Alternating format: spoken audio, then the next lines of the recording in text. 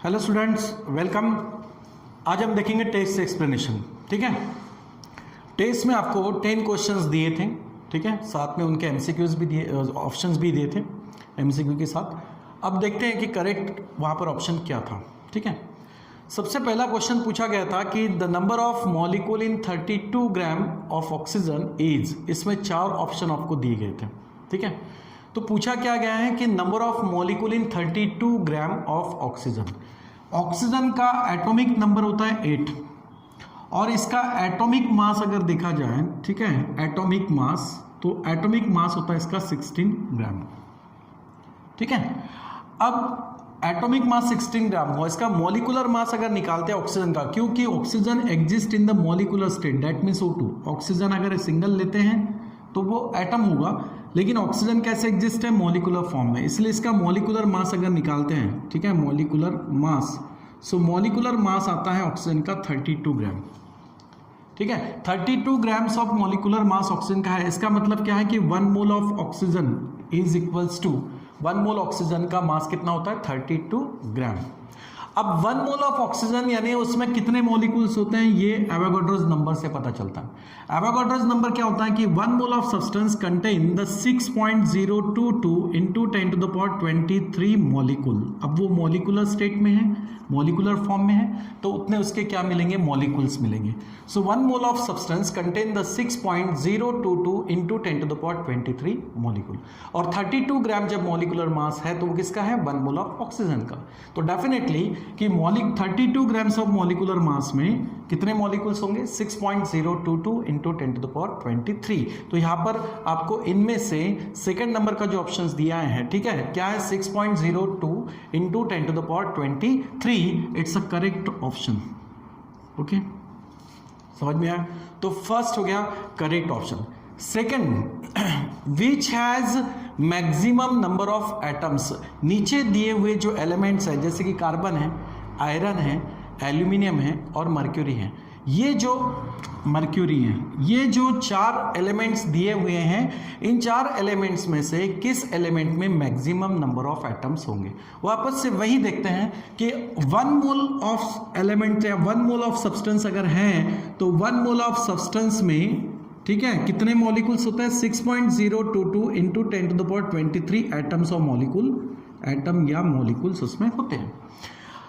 अब 1 mole of substance का मास यानी जिसको हम बोलते हैं मॉलिकुलर मास। अब देखो यहां पर कार्बन है, एटॉमिक C12 कहा है, यानी इसका एटॉमिक मास कितना है? 12 है। तो कार्बन एटॉमिक स्टेट में ही होता है, तो इसका एटॉमिक मास है 12।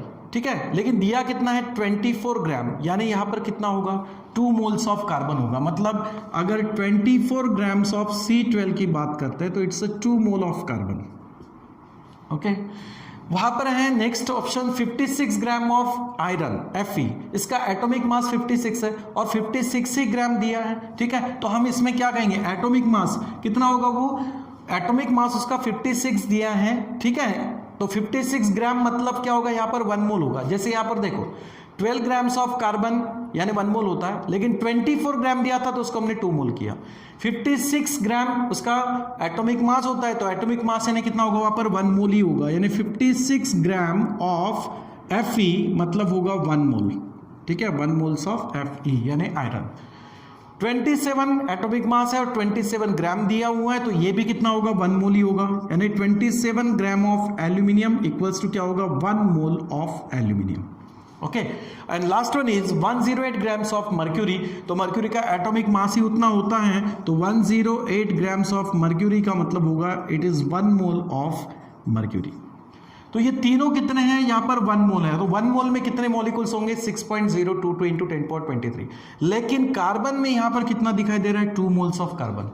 तो 2 मोल जब है तो ये मॉलिक्यूल्स कितने होंगे? ट्वाइस या 2 टाइम्स ज्यादा होंगे, किसमें? 24 ग्राम्स ऑफ कार्बन में। तो अपना करेक्ट ऑप्शन क्या होगा? First, that's 24 grams of C12। ठीक है, कार्बन 12, ये हो गया करेक्ट ऑप्शन। ठीक है, next question. A hydrocarbon has 80% carbon and 20% hydrogen. Its empirical formula is, ठीक है, उसका empirical formula क्या होगा? जिसमें कार्बन 80% है और ऑक्सीजन कितना है? वहां पर 20% दिया हुआ है। ठीक है, अब इसमें देखो 80% कार्बन और 20% ऑक्सीजन, कार्बन और ऑक्सीजन इसका है 80% और इसका है 20%। अगर हम S2 रेशो बनाते हैं इसका 80:20 या 20:80 तो कितना आएगा यहाँ पर 4/1 होगा, या फिर आप 20:80 करते हो तो कितना आएगा यहाँ पर 1/4 होगा। ये इसका रेशो बनेगा, ठीक है। अब इसमें दिए हुए इंपिरिकल फार्मूले में से कौन सा फार्मूला इस रेशो को शो करता है? जैसे कि अब वहां पर देखो CH CH2 CH3, इसमें करेक्ट ऑप्शन CH3 था। क्यों? देखते हैं। कार्बन का एटॉमिक मास होता है 12, हाइड्रोजन का होता है 1। अब हाइड्रोजन कितने यहाँ पर 3 हैं, तो टोटल कितना हो जाएगा 3। इसका अगर मास का अगर रेशो बनाते हैं हम, ठीक है, तो कितना होगा? एटॉमिक मास का रेशो बनाएंगे तो 12:3। तो 12:3 मतलब क्या होगा? 12/3, यानी आप क्या लिख सकते हो यहाँ पर 4/1, या इसको उल्टा कर दो तो क्या होगा 1/4, यानी 3:12 करोगे तो क्या होगा 1/4। मतलब ये रेशो इसके साथ मैच हो रहा है। Okay, so 80% of carbon and 20% of hydrogen, तो इसका इंपिरिकल फार्मूला क्या होना चाहिए? यहाँ पर CH3 होना चाहिए, ठीक है, क्योंकि उनके एटॉमिक मास का भी रेशो वही आता है जो उनके परसेंटेज का रेशो आ रहा है, ठीक है। तो करेक्ट ऑप्शन अपना क्या होगा वहां पर? CH3।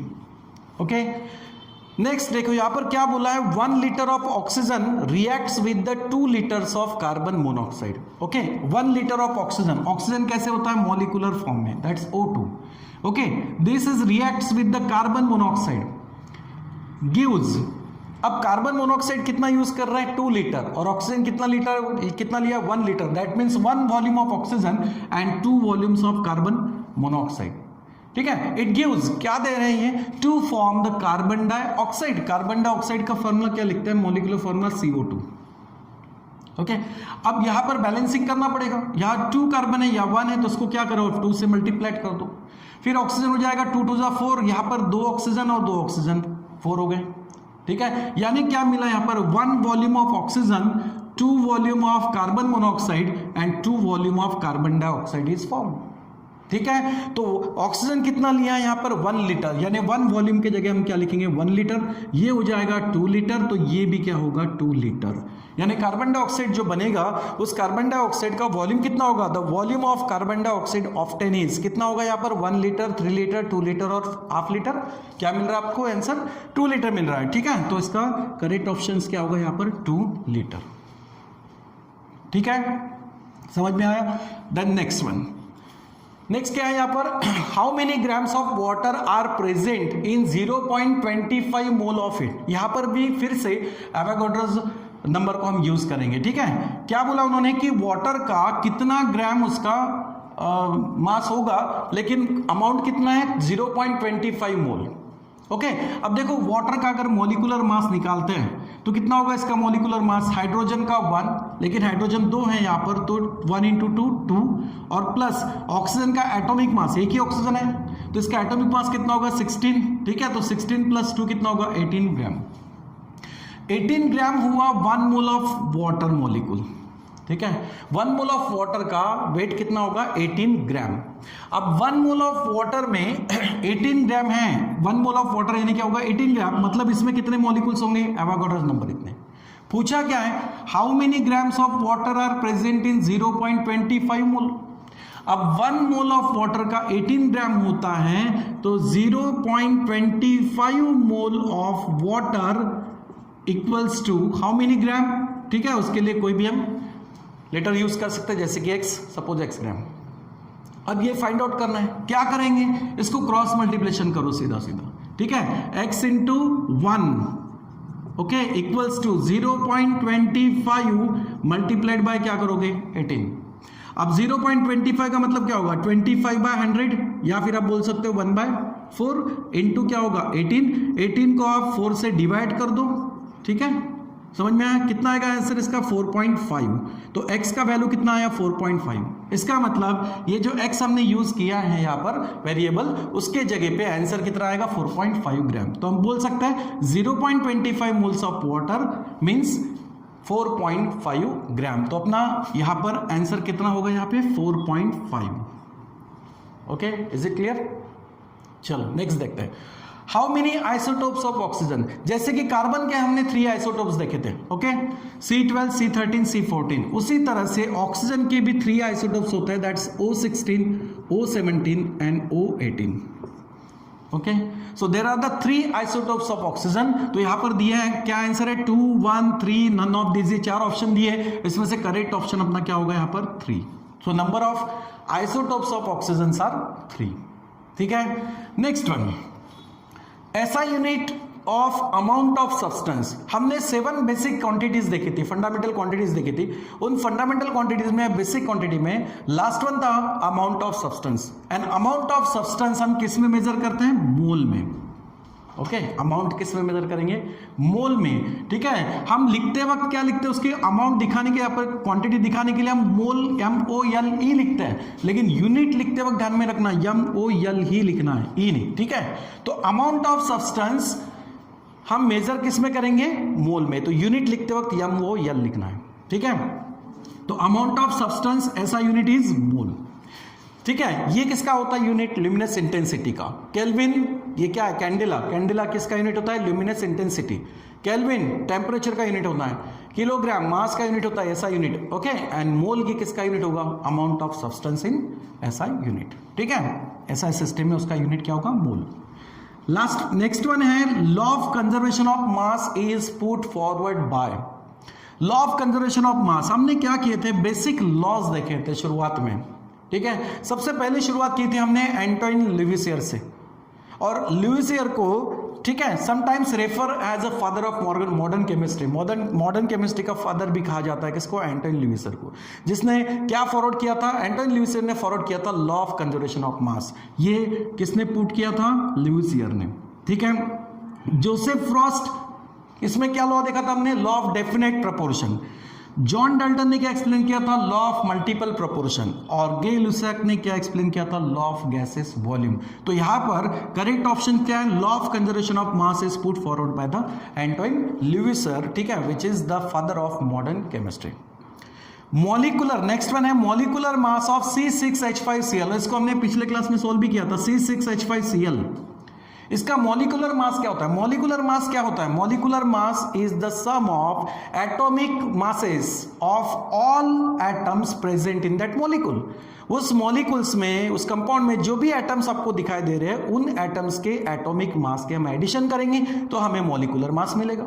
अब यहां पर क्या है, कार्बन के कितने एटम है, 6 है, तो 6 multiplied by atomic mass of carbon is 12 plus 5 hydrogen है तो 5 multiplied by atomic mass of hydrogen is 1 and plus chlorine का एक ही एटम है तो 1 multiplied by atomic mass of chlorine is 35.5, ठीक है। तो ये कितना होगा, 72 प्लस 5 प्लस 35.5, ओके। इसका एडिशन करो, कितना होगा, 72 प्लस इसका एडिशन होगा 40.5, और टोटल मिला के कितना आएगा इसका आंसर आएगा 112.5 डाल्टन, ठीक है। तो ये हो गया molecular mass of C6H5Cl, okay. Next question is that mass of 1 molecule of oxygen, एक ऑक्सीजन के मॉलिक्यूल का मास कितना होगा, ठीक है। हमारे पास रिलेशंस क्या है, नंबर ऑफ मॉलिक्यूल्स से हमारे पास रिलेशंस क्या है, एवोगाड्रोस लॉ का रिलेशंस है। देखो 1 मोल ऑफ ऑक्सीजन की अगर बात करते हैं, 1 मोल ऑफ ऑक्सीजन, अभी हमने देखा 1 मोल ऑफ ऑक्सीजन यानी होगा 32 ग्राम। 1 मोल ऑफ ऑक्सीजन का मतलब होता है यहां पर 6.022 इंटू 10⁻23 मॉलिक्यूल्स का मास, ठीक है। तो यहां पर हम बोलेंगे mass of 6.022 into 10⁻23 molecules equals to कितना होगा, 32 ग्राम। और क्वेश्चन किसके लिए पूछा, 1 मॉलिक्यूल्स के लिए, ठीक है। तो हम क्या लिखेंगे यहां पर, मास ऑफ 1 मॉलिक्यूल, ठीक है, 1 molecule of oxygen equals to how much gram, suppose x gram. फिर से वही करना है, क्या करेंगे, cross multiplication. So x into 6.022 into 10⁻23 equals to 1 into 32 क्या होगा, 32। So x is equals to answer क्या मिलेगा, 32 डिवाइड बाय 6.022 इंटू 10⁻23। और इसको अगर हम लॉग एंटीलॉग से सॉल्व करते हैं तो हमारा आंसर यहां पर क्या आएगा, 53 पॉइंट, ठीक है, 53.1379 इंटू 10⁻⁻24, ठीक है। वैसे अगर इसको लॉग एंटी लॉग से सॉल्व करोगे तो आंसर आएगा पहले 5.31379 इंटू 10 टू द पावर, ये पावर ऊपर जाएगा तो क्या होगा माइनस, यानी -23।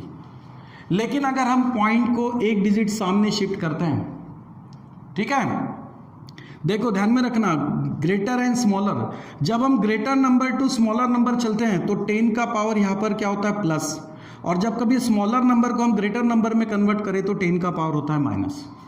अब ये देखो ये स्मॉलर नंबर है, इसको मैंने ग्रेटर नंबर में कन्वर्ट कर दिया, 53 पॉइंट लिखा, तो स्मॉलर को अगर मैं ग्रेटर में कन्वर्ट करूं तो पावर 10 का क्या होगा माइनस, जैसे कि -23 है, ये माइनस से बढ़ेगा।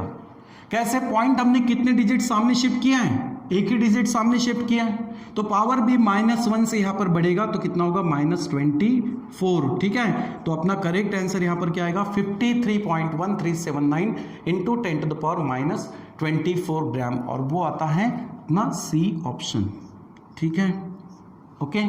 तो इस तरीके से ये 10 क्वेश्चंस थे और उनके आंसर्स थे, ओके, क्लियर हो गया, चलो थैंक यू।